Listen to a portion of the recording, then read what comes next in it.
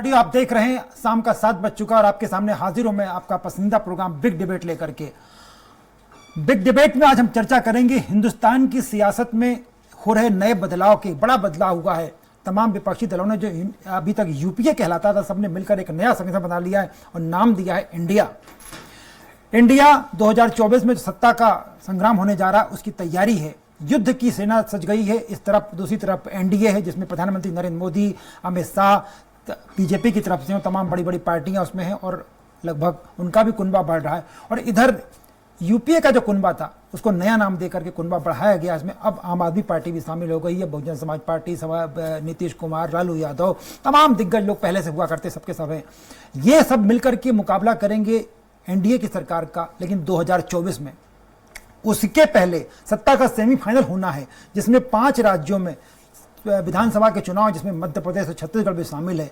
ये सत्ता का सेमीफाइनल एक नई चुनौती पेश करेगा। आखिर मध्य प्रदेश जैसे राज्य में जहां पिछले 18 साल से बीजेपी राज कर रही है और कांग्रेस अपनी दम पर चुनौती देने की कोशिश कर रही है, इंडिया मिल जाएगा कांग्रेस के साथ तो कितना बेहतर हो पाएगा। इन सारे मुद्दों पर चर्चा करेंगे और जानने की कोशिश करेंगे कि आखिर इंडिया का कितना असर एमपी में हो पाएगा। इस पर हम चर्चा करें। मैं बहुत सारे मेहमान हमारे साथ होंगे। उसके पहले देखिए एक छोटी सी रिपोर्ट। जब जब भ्रष्टाचारियों ने इंडिया नाम अपने आप से जोड़ा, जनता ने उन्हें हरा दिया।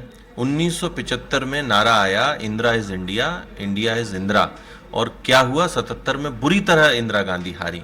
और अब अपने पापों को, अपनी नीयत को छुपाने के लिए, अपने पुराने इतिहास को, भ्रष्टाचारियों को समेटने के लिए अब इंडिया का जो नाम दिया है, साफ है कि इस बार ये पूरे के पूरे लोग सफाई होने वाले हैं। जनता को ये इंडिया नाम अपने आप में समाहित करके बदनाम करना पसंद नहीं आएगा। नीति और नियत भाजपा की और एनडीए की है। चंद चुनिंदा उद्योगपतियों की सरकार, कांग्रेस की इस देश के गरीब, मजदूर, नौजवान और इसकी है। और जो इंडिया जो बना है नया, और इसके अंतर्गत पूरे देश को एक साथ कैसे लेके चले, इस देश के मौलिक अधिकारों को कैसे लेके चले, उसकी हमारी नीति है, नियत है। और हमारी नीति नियत कभी चेंज नहीं होगी। तो निश्चित रूप से जैसे कांग्रेस दावा कर रही कि जो नया इंडिया बना है, विपक्ष का नया इंडिया बहुत प्रभाव दिखाया। कोई बीजेपी साफ कह रही इंडिया का तो आपने पहले ही बना, जब जब इंडिया यूज हुआ तब तब आपको मुँह खानी पड़ी। ये सरकारी सियासी भाषाएं हैं। इन सियासी भाषाओं से अलग हटकर हम जानने की कोशिश करेंगे कि आखिर इसका कितना असर पड़ेगा, क्योंकि पहले सत्ता का सेमीफाइनल मध्य प्रदेश में होना है। एमपी में इंडिया का असर कितना होगा, इस पर चर्चा करने के लिए 3 खास मेहमान हमारे साथ होंगे। भारतीय जनता पार्टी के प्रवक्ता सुनील शाही जी हैं जो राष्ट्रीय प्रवक्ता हैं, और रत्नाकर सिंह जी कांग्रेस की तरफ से होंगे जो बहुत बेहतर परफॉर्म करते हैं। दोनों मेहमानों का बहुत बहुत स्वागत। और इस सबके साथ हमारे साथ के साइनी होंगी जो मध्य प्रदेश ही नहीं हिंदुस्तान की राजनीति पर अगर कलम चलानी हो तो साइनी बहुत बेहतर ढंग से बात करती हैं। साइनी जी और दोनों मेहमानों का आपका बहुत बहुत स्वागत। सबसे पहले मैं अश्विनी जी आपके पास आऊँगा। सत्ता का संग्राम शुरू हो जाना, एनडीए के मुकाबले के लिए इंडिया बन गया है, वहाँ तक तो ठीक है। लेकिन आप लोगों के सामने बड़ी चुनौती पहले मध्य प्रदेश है, छत्तीसगढ़ है, राजस्थान है, 5 राज्य आपके हैं। आप 5 राज्यों में से मध्य प्रदेश में सत्तारूढ़ हो, और ऐसे सत्ता को बचाए रखने में इंडिया का मुकाबला कैसे कर पाएंगे? अश्विनी जी।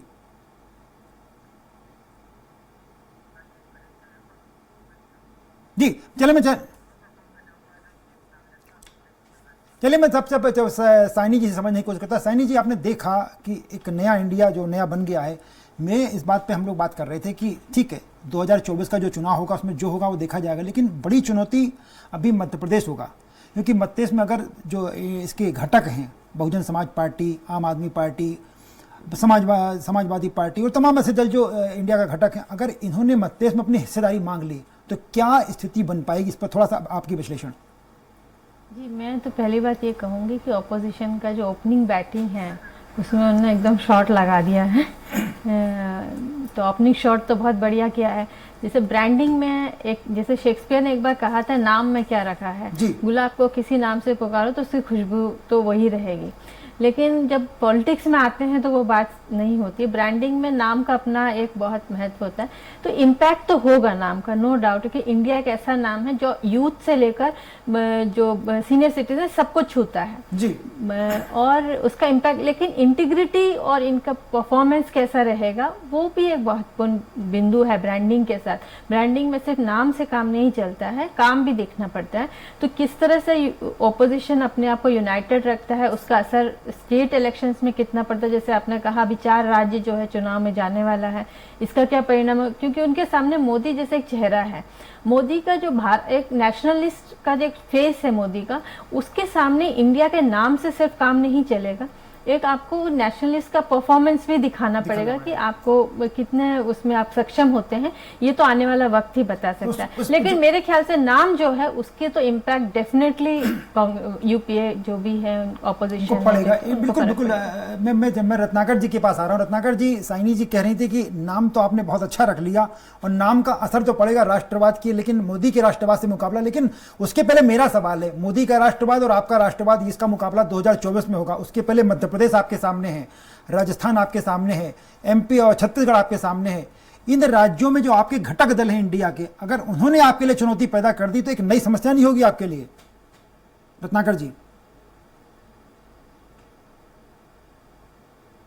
कि जो ये महागठबंधन जो बना है, जिसका नाम हम लोगों ने इंडिया रखा है जी, इसका 2024 के लिए मद्देनजर रखते हुए जो है अलायंस हमने ये किया है। 2024 में जब लोकसभा का चुनाव होगा, उस चुनाव में कौन सी पार्टी कहां से लड़ेगी, कितना सीटों पे चुनाव लड़ेगी, तो वो सारी चीजें उसमें चर्चा की गई। लेकिन मैं कहना चाहूंगा आपको कि अजय जी कि आज देख लीजिए भारतीय जनता पार्टी जिस तरह से आज बौखलाई हुई है इस महागठबंधन को लेकर जो हमने इंडिया रखा है जी, एक आम कार्यकर्ता से लेकर प्रधानमंत्री नरेंद्र मोदी जी तक की बौखलाहट आपको देखने को मिल जाएगी जी। वो आपने देखा कल पोर्ट ब्लेयर टर्मिनल उद्घाटन में किस तरह से प्रधानमंत्री नरेंद्र मोदी जी टर्मिनल के संदर्भ में तो कुछ 2-3 मिनट बोले होंगे, लेकिन बाकी समय जो है महाबैठक की जो चल रही थी, महागठबंधन की बैठक चल रही थी, उसी के संदर्भ में वो अपना जो है कोसते हुए नजर आ रहे। तो कहीं ना कहीं घबराहट है इन लोगों में। अगर घबराहट नहीं रहती तो जो पार्टी कहती थी कि एक अकेला सब पे भारी, जो प्रधानमंत्री जी सदन में बैठकर कहते थे, और जो पार्टी ये दावा करती थी कि विश्व की सबसे बड़ी पार्टी है, आज उन पार्टियों को आनन फानन में एनडीए की मीटिंग करने की क्या जरूरत थी? 9 सालों में जो पार्टियों ने, जिस पार्टी ने एनडीए की बैठक तक नहीं की, आज उनके पैरों से जमीन खिसकता हुआ नजर आ रहा है। इसलिए ये आनन फानन में इस तरह की बैठकें कर रहे हैं और उन दलों को अपने साथ लेकर आ रहे हैं जिनका राजनीतिक अस्तित्व 9 के बराबर है। उनका वोट परसेंटेज अगर देखने जाए तो डेसिमल में भी नहीं बचा है जी। और अब आपने तस्वीर जो देखी होगी, जो फूलमाला पहनाया जा रहा था नरेंद्र मोदी जी को अशोका होटल में, उसमें आप देख रहे हैं 2-3 चेहरे के अलावा भारत देश के 99% लोगों का मैं दावा कर सकता हूं कि वो जानते भी नहीं होंगे कि कौन सी पार्टी है और कौन से लोग हैं। रत्नाकर जी, अश्विनी साही जी हमारे साथ हैं। अश्विनी साही जी पैनल में हैं। अश्विनी जी, उनका कहना बड़ी साफ कहा जा रहा है कि आप लोगों के साथ डबल ड्यूअल स्थिति में फंस गए, दोहरी मानसिकता में फंस गए। एक तरफ तो आपको लग रहा है कि मोदी का जलवा, मोदी का अस्तित्व, मोदी का राष्ट्रवाद आपका जो है उसके चेहरे पे, जिसके चेहरे पे आपको चुनाव लड़ना है, वो न मिटने पाए। दूसरी तरफ आपको डर भी लग रहा है, वो जैसा कि रत्नाकर जी कह रहे हैं, आपको डर भी लग रहा है कि सबको एक हो गया, अब बड़ी मुश्किल हो जाएगी हमारे लिए। तो ये दहशत है। यस जी, डर हमको लग रहा है और महसूस जो है रत्नाकर भाई को हो रहा है जी। तो ये बड़ा स्थिति बड़ी मतलब दयनीय है कि इनको डर लग रहा है और प्रतिशत की बात कर रहे हैं।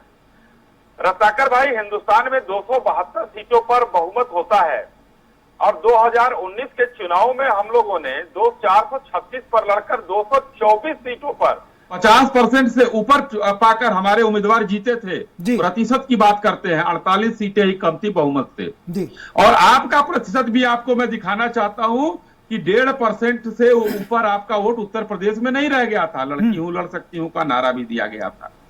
आज देखिए, ये इंडिया नाम रखने से, अब शालिनी जी ने भी अच्छी चीज कहा नाम रखने की, आपने सवाल पूछा अजय जी। मैं कहता हूं ये वही लोग हैं जिनको औरंगजेब रोड हम बदले थे तो कलाम रोड रखा गया था तो इनको दर्द हो रहा था। ये वही लोग हैं जो इलाहाबाद को प्रयाग किए थे तो इनको दर्द हो रहा था कि नाम बदलने से क्या होता है। तो मैं आपको कहना चाहता हूं कि 18 जुलाई 2023 का दिन याद रखिए, यूपीए का विसर्जन हो गया। यूपीए जो बना था वो उसका विसर्जन हो गया और इंडिया बना। ये ठगबंधन का जो इंडिया है, इसमें 2 बार आई है। आई का मतलब होता है मैं का मतलब होता है अहम, अहम का मतलब परिवारवाद। ये परिवारवादी पार्टियां भ्रष्टाचार की नींव पर खड़ी हैं।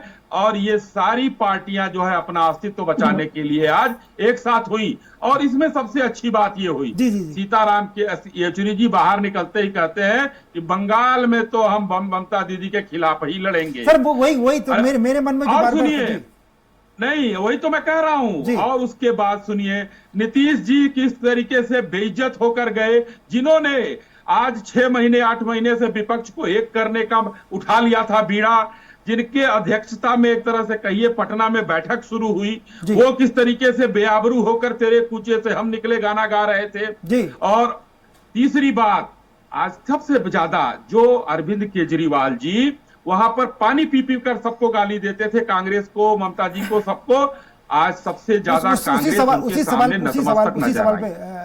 पे आ रहे थे। पर हम लोग समझने की कोशिश करते हैं, क्योंकि साइनी मैम का बहुत ज्यादा अनुभव है इस पूरे मामले में, नेशनल और स्टेट दोनों मामलों में, उनसे समझने की कोशिश करते हैं। साइनी, वो जो बात अभी कह रहे थे अश्विनी जी, वो जो मेरे मन में वो सवाल आपसे शुरू में मैंने किया था कि ठीक है, आप यूपीए को हटा करके आपने इंडिया बना लिया, तमाम 38 मेंबर्स हो गए, आपके बड़े पावरफुल लोग हैं, समाजवादी पार्टी है, नीतीश जी हैं, मुलायम सिंह जी हैं, लालू जी हैं, आम आदमी पार्टी है, SLN है, सब लोग आ गए हैं। पर सवाल ये जो अश्विनी जी मुद्दा उठा रहे थे कि आप मध्य प्रदेश में, उत्तर प्रदेश में, बिहार में एक दूसरे के खिलाफ दम ठोक रहे हैं, और जब आप दिल्ली का चुनाव होगा, लोकसभा का चुनाव होगा, तब कैसे एक दूसरे के गले में हाथ डाल पाएंगे? ये बड़ा सवाल होता है साइनी जी। जी बिल्कुल, ये बहुत बड़ी चुनौती है ओपोजिशन के लिए, क्योंकि अब जैसे केरल देख लीजिए, वहाँ पे लेफ्टिस्ट और कांग्रेस मेन ओपोजिशन आपस में मेन पार्टीज हैं वहाँ पे, तो वेस्ट बंगाल में है, तो ये इनके लिए बहुत बड़ी चुनौती है कि वहाँ पे वो किस तरह से समन्वय बिठाते हैं। आपने एक यूनिटी तो दिखा दी, हाथ पकड़ लिया, फोटो खिंचा लिया, फोटो ऑफ हो चुका है, लेकिन दरअसल में किस तरह से एक साथ चैलेंजेस किस तरह से फेस करते हैं, ये तो अब आने वाला समय ही बता पाएगा। लेकिन ये बहुत मुश्किल एक चैलेंज है, जैसे अश्विनी जी ने कहा है, बिल्कुल सही बात है कि इनके आपस में कॉन्ट्रडिक्शंस बहुत हैं, पर ये है कि अगर अब ऑपोजिशन के पास चॉइस क्या है, और मोदी एक ऐसे फैक्टर है जिनको ये सब समझते हैं कि हम लोग साथ में नहीं आए तो हमारा कहीं आगे चल के बिल्कुल ही अस्तित्व खत्म हो सकता है। तो ये मजबूरी में इन लोग सब साथ में अगर आए भी हैं, तो इनको एक फ्रंट इस तरह से बनाना ही पड़ेगा जहाँ पे इनको अपनी जो रीजनल इंटरेस्ट है या छोटे वाले इंटरेस्ट है उसको साइड में करते हुए एक नेशनल इंटरेस्ट को आगे रखना पड़ेगा, तभी ये जो अलायंस है, ये जो गठबंधन है, वो सक्सेसफुल हो पाएगा। रत्नाकर जी से एक सवाल, रत्नाकर जी, साइनी जी भी वही कह रही है, मेरे मन में भी बार बार सवाल आ रहा है कि ठीक है, आप जो कह रहे हैं कि 2024 के लिए सब कुछ तैयारी की जा रही है, लेकिन 2024 के लिए 5 स्टेट में है, मध्य प्रदेश, छत्तीसगढ़, राजस्थान, मिजोरम, तेलंगाना, 5 स्टेट हैं। आपकी जो पार्टी के तमाम इनर सर्किल में जो बड़ी बड़ी पार्टियां हैं वो सब आपकी मेंबर हैं, लेकिन स्टेट में सब एक दूसरे के खिलाफ खड़ी हुई हैं, जबकि एनडीए के साथ ऐसा बहुत मुश्किल है। मध्य प्रदेश में, छत्तीसगढ़ में, राजस्थान में एनडीए के जो संगठन है उनमें पार्टियां बहुत ज्यादा मुकाबले में नहीं है, पर आपके साथ तो मुकाबले में सबकी सब। तो अगर यहां आपकी नहीं बनी, मान लीजिए ठन गई थोड़ी बहुत, इसका असर नहीं पड़ेगा 2024 में? बिल्कुल नहीं अजय जी, देखिए मैं स्पष्ट तौर से ये कहूंगा जी कि आप राज्य के चुनावों को लेकर के और इंडिया के जो गठबंधन है उसको लेकर कभी तुलना मत करिए, क्योंकि राज्य के चुनावों में अलग इंडिपेंडेंट बॉडी सब सारी पार्टियां जो है लड़ेंगी, और 2024 के लिए जो अलायंस हुआ है उस अलायंस में हम लोग क्या क्या मुद्दे रहेंगे, उन मुद्दों पे एक कॉमन मिनिमम प्रोग्राम बना करके हम जनता के बीच जाएंगे और चुनाव लड़ेंगे। रही बात राज्यों की, तो निश्चित रूप से ये जो 24 पार्टियां एकत्रित हुई हैं, 24 पार्टियों में राज्यों के मुद्दे पे हो सकता है कि हर पार्टी का अपना एक अलग अस्तित्व है, अपना एक अलग विचारधारा है, उनका वोट बैंक भी अलग है, वो कॉन्फ्लिक्ट हो सकते हैं कई राज्यों के मुद्दे पे, हमारा मतभेद उनका मतभेद राज्यों पे हो सकता है, लेकिन हम आज एक तरफ एक साथ एकजुट होकर के हम 2024 के चुनाव को फोकस कर रहे हैं, जिसमें हमारा उद्देश्य और मंशा यही है कि हम एकत्रित एक साथ लड़ेंगे। जो 62% वोट जो बिखरे पड़े हैं, जिसका फायदा भारतीय जनता पार्टी गाहे बगाहे उठाती रहती है, वो ना उठा पाए, और हम एक ऐसी सरकार दें जो लोकप्रिय सरकार हो और वो जनता की सरकार हो। भारतीय जनता पार्टी जैसी असंवैधानिक सरकार या संविधान को न मानने वाली सरकार, लोकतंत्र की हत्या करने वाली सरकार, जनता के मुद्दों पे जो खरा न उतर पाए, ऐसी सरकार नहीं चाहिए जनता को। साइनी जी समझते, अजय जी एक चीज और बोलना चाहूंगा, जी हाँ, 10 सेकंड। अभी हमारे मित्र जो है कह रहे थे, अश्विनी भाई परिवारवाद की बात कर रहे थे और बहुत सारे मंचों पे परिवारवाद कर, देखिए ये भाषण तो बड़ा अच्छा देते हैं परिवारवाद का, लेकिन जब इनको खुद को पालन करना होता है परिवारवाद, तो ये भूल जाते हैं। आज अगर उठाकर देख लीजिए, इनकी ज्यादातर जो पार्टियां इनके साथ अलायंस कर रही हैं, वो सारी की सारी परिवारवाद से ग्रसित पार्टियां हैं जी। तो आप क्यों अलायंस कर रहे हैं भाई? फिर आप तो चिराग पासवान वाली पार्टी जो है उनसे अलायंस कर रहे हैं। वो क्या रामविलास पासवान के लड़के नहीं हैं? आप अनुप्रिया पटेल की पार्टी से अलायंस कर रहे हैं, वो किसकी लड़की है आपको नहीं मालूम है? तो ये सारी एनसीपी से जो अजीत पवार वाली पार्टी है, एनसीपी जो टूट के बनी है अभी, वो किसके भतीजे हैं वो नहीं जानते। कहीं ना कहीं कहने का मतलब ये है, एक मिनट अजय जी, कहने का मतलब ये है कि जब ये परिवारवाद को कोसते हैं तो फिर परिवारवादी वाली पार्टियों के साथ समझौता क्यों कर रहे हैं भाई? आप जो है इस बात को थोड़ा सा साइनी जी से समझने कोसते थे, पानी पी पी कर कहते थे कि दोनों गुजराती लोगों को गुजरात भेज दूंगा। आज उनके साथ आप संगठन थोड़ा सा अलायंस का गठबंधन रत्नाकर जी थोड़ा सा एक बार हम लोग इस मुद्दे पे देख रही है और जान रही है आपके कहने का मतलब। और जो मैं लौटूंगा सर आपके पास, फिर लौटूंगा। एक बार साइनी मैडम से समझने की कोशिश करते हैं। साइनी जी, वो बार बार कह रहे हैं वो जो मुद्दा, देखिए आप इतने लंबे से पॉलिटिकल कवरेज कर रही हैं, तमाम इलेक्शन आपने लोकसभा विधानसभा के तमाम स्टेट्स के देखे हैं। मैं खुद नहीं समझ पा रहा हूं कि अगर मध्य प्रदेश में समाजवादी पार्टी और इसके बीच कांग्रेस के बीच कन्फ्लिक्ट होता है, या जैसा आप खुद कह रही थी पश्चिम बंगाल में टीएमसी और सीपीएम के बीच कन्फ्लिक्ट होता है, यूपी में दोनों कन्फ्लिक्ट होता है, या राजद और नीतीश कुमार वहां पर आमने सामने हो जाते हैं, तो फिर कैसे इनका एका हो पाएगा? सुनिश्चित दावा, वो रत्नाकर जी दावा कर रहे हैं हम सब ठीक कर लेंगे। आप देखिए, मैं अभी कर्नाटक का इलेक्शन हुआ, चुनाव हुआ, तो जेडीएस चुनाव जरूर कंटेस्ट करते, पर जहां तक कि वो एक साइलेंट पार्टनर थी वहां पे, और आपने देखा होगा कि बीजेपी का कोई वोट परसेंटेज कम नहीं हुआ, लेकिन कांग्रेस और जेडीएस का पूरा जो वोट है वो कांग्रेस को चला गया, तो इसलिए बीजेपी वहां पे हार गई। और मतलब बड़े करप्शन एक बहुत बड़ा मुद्दा था वहां पे।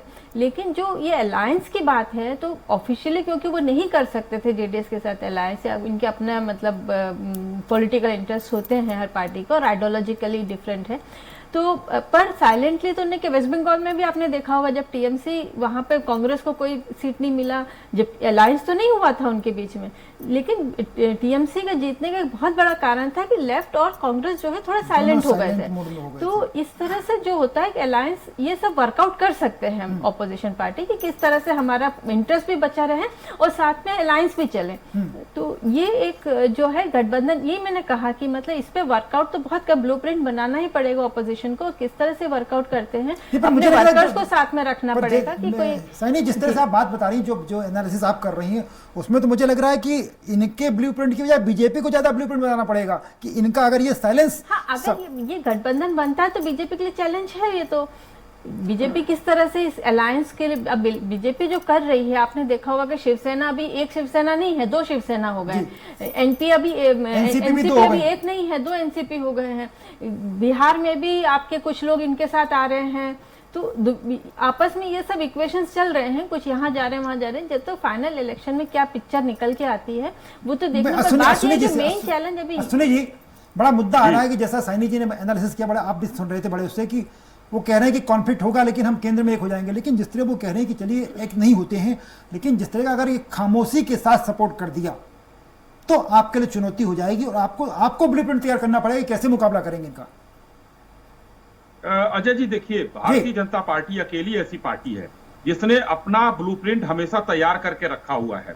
इसका मैं उदाहरण देना चाहता हूं। उत्तर प्रदेश में एक बेमेल गठजोड़ हुआ था जो कि 2017 के विधानसभा चुनाव के जस्ट बाद हुआ था जी। और समाजवादी पार्टी और बहुजन समाजवादी पार्टी का वोट प्रतिशत मिलाकर भारतीय जनता पार्टी से ज्यादा था। इन लोगों ने उसका लाभ उठाने की कोशिश की और गठजोड़ कर लिया, बुआ और बबुआ की जोड़ी बन गई। मगर उत्तर प्रदेश में किसकी सरकार थी? योगी जी की सरकार आ गई। अच्छा काम किया उन्होंने, जनता ने उनको बेहतर तरीके से करके 19 में देखिए फिर हमको 64 सीटें दे दी, ये लोग 15 पे रह गए। तो आज के दिन फिर मैं कहता हूं कि ये कुछ भी बन ले, जनता जानती है इस सब इन ठगबंधन के पीछे भ्रष्टाचार है। और एक तरफ अकेले मोदी जी खड़े जो कहते हैं ना अजय जी, हाँ। जो कहते हैं लोग, मोदी जी कहते थे कि अकेला है सब पर भारी, कल वो दिखा सारे दलों के लोग एक सुर से उनके साथ उनका नेतृत्व स्वीकार किए, उन्होंने उनको नेता माना और उनको माला पहनाया। सर प्रैक्टिकल बात समझिए ना, प्रैक्टिकल बात पूरी बात कर लेने दीजिए ना अजय जी पूरी बात आने दीजिए, थोड़ा सुनेंगे तो माध्यम से करोड़ों जनता आपकी सुन रही होगी। जी जी। उसके बाद दूसरे तरफ बेंगलोर में क्या दिखा? बेंगलोर में यह दिखा कि इतने लोग बैठे हुए हैं और कल माइक पर कौन कौन आया आप देखिए उसमें। उसके बाद क्या क्या बयानात आने शुरू हो गया, यानी कि कॉन्फ्लिक्ट के कुछ मैंने चर्चा कर दिया, कुछ बयानात जो है अभी चर्चा में नहीं। ममता बनर्जी जी की पार्टी कह रही है कि हम भी प्रधानमंत्री बन सकते हैं। खड़गे साहब ने कह दिया ना कांग्रेस का कोई चेहरा होगा ना हम प्रस्तुत करेंगे, यानी कि हार मान लिया उन्होंने सबसे बड़ी पार्टी होने के बाद। तो ये स्थिति है। और एक अंतिम बात मैं कहना चाहता हूं, जी, हाँ। 2019 के चुनाव में 275 सीटें ऐसी थी जहां पर कांग्रेस या तो जीती थी या दूसरे नंबर पर रही थी। अब 275 सीटों को क्या वो लोग देंगे या बलि का बकरा कांग्रेस बनी है, ये देखने वाली बात होती है। चुनाव आने दीजिए, सामने आएगा। सर मैं मुद्दा वो जो बात कर रहे थे, वो जो रत्नाकर जी जो बात कर रहे थे, फिर साइनी जी ने जो एनालिसिस किया कि जो पश्चिम बंगाल में आपकी हार हुई, कैलाश विजयवर्गीय ने पूरी ताकत लगा दी, दमदारी लगा दी, पूरा ताकत झोंक दी आपकी पार्टी ने, उसके बाद भी आप हार गए। तो साइनी जी का कहना था कि आप हार इसलिए गए कि जो साइलेंट सपोर्ट था टीएमसी को, कांग्रेस का और सीपीएम दोनों का, इसलिए आप हार गए। कर्नाटका में हुआ, जेडीएस का साइलेंट सपोर्ट था उनको, कांग्रेस को। आप पंजाब में जाइए, पंजाब में आम आदमी पार्टी को साइलेंट सपोर्ट था। अगर ये साइलेंट सपोर्ट वाली राजनीति में आ गए तो दिक्कत होगी आपको ना सर? नहीं, देखिए पंजाब में तो कोई साइलेंट सपोर्ट नहीं था जी। हमारा क्या, हम पहले अकाली दल से मिलकर लड़ते थे और अब अकाली दल हमारा साथ छोड़ गया था, इस वजह से जो है हम अकेले लड़े। उस पंजाब की बात हम नहीं करते हैं। हम आते हैं पश्चिम बंगाल में। पश्चिम बंगाल में हम कहां चुनाव हारे थे भाई? हम तो सरकार बनाने के लिए हमने नारा दिया था और 3 सीट से 66 सीट हो गया, तो हमको हार कह रहे हैं। साइनी जी, ये हार नहीं है, जो 44 से 0 हुआ उसकी हार कहिए ना। 36%। मेरा ये कहना है कि अगर ये लोग साथ में नहीं होते तो आपकी ज्यादा सीटें नहीं, आपकी बात मैं मानता हूं, लेकिन अभी भी भारतीय जनता पार्टी, आपकी बात को मैं नकार नहीं रहा हूं, मगर ये बातें कांग्रेस को समझ में आनी चाहिए कि 44 से 0 हो गए। कर्नाटक में हम 36% थे और 36% हैं। कर्नाटक की जनता ने हमको नकारा नहीं। हिमाचल में 37,000 वोटों से हम सिर्फ हारे हैं 0.09%। तो अब हमको वहां की जनता ने भी नकारा नहीं है। तो इसलिए मैं कह रहा हूं कि ये लोकतंत्र है, जनता ने आशीर्वाद दिया वो हमको कबूल है, मगर हारे या जीते अगले दिन से हमारे चुनाव की बैठकें होनी शुरू हो जाती हैं कि क्यों हारे हैं और कैसे जीते हैं। रत्नाकर जी, आपसे समझना चाहूंगा मैं, वो जो बात बार बार हो रही है कि आप पश्चिम बंगाल में 44 से 0 पे आ गए, मध्य प्रदेश में आपकी किसी जमाने में 26 सीटें हुआ करती थी 29 में से, इस बार 1 रह गई, और आप चलिए यूपी में कहा आपका 85 में से 80 सीटें हुआ करती थी। अजय जी एक लाइन और मैं जोड़ देता हूं। अजय जी एक लाइन रत्नाकर जी के लिए। राजीव गांधी जी जब चुनाव जीते थे तो 49% वोट मिला था इनको, 415 सीटें मिली थी, वो अलग बात है।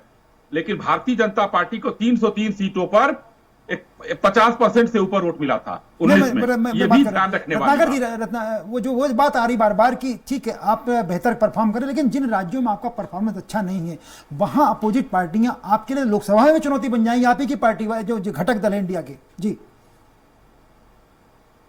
देखिए अजय जी, राजनीति में समय और परिस्थितियां बदलती रहती। बिल्कुल। कभी हम भी 400 प्लस थे, आज भारतीय जनता पार्टी 300 पार है। तो ये परमानेंट मान लेना कि हमारी वस्तु स्थिति वही रहेगी, ये सबसे बड़ी गलतफहमी है जो भारतीय जनता पार्टी के नेताओं ने पाल रखी है। जी। हमेशा 2019 की तुलना करते रहते हैं। अरे भाई 2019 से 2024 आएगा, बहुत बहुत बदल चुकी है। आज जनता पूछ रही है भाई कि उनके थाली में से सब्जी कहां गायब हो गए। आज जनता पूछ रही है कि इतना महंगाई कैसे बढ़ गया। थोड़ा सा समय मेरे पास अब कम हो रहा है, मैं बिल्कुल आपकी बात से सहमत हो गया कि आप लोग अभी 2019 को, जी शॉर्ट में थोड़ा सा प्लीज 20 सेकंड जी। आज जनता पूछ रही है, सारी वस्तुस्थिति जनता के सामने है।